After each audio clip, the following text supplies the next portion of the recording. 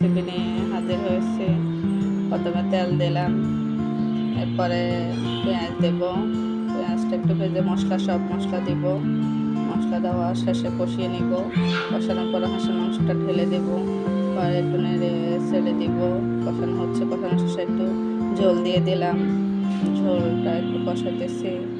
এখন কষানো ঝোলটা দেওয়ার পরে হয়ে আসতেছে হাঁসের মাংসটা। সুন্দর কালার এসছে, ফ্লেভারটা অনেক হয়েছে সুন্দর। এখন কি সুন্দর হাঁসের মাংসটা হয়েছে, খুব টেস্টি হবে মনে হয়। এখন এরপর ঢাকনা দিয়ে নিয়ে ফেললাম। এরপরে নোয়াখালীর বিখ্যাত পোলাও পিঠা বানানোর জন্য প্রস্তুতি নিচ্ছি। পোলাও বসিয়ে দিলাম, আটা দিয়ে দিলাম, আটা দিয়ে ঘুরে নিলাম।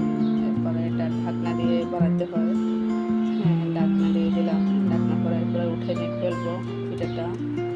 ওটা অনেক মজা। পোলাও পিঠাটা হাঁসের মাংস দিয়ে খাওয়ার জন্য সকালের প্রস্তুতি আমাদের আজকের নাস্তা, সব পোলাও পিঠা দিয়ে হাঁসের মাংস।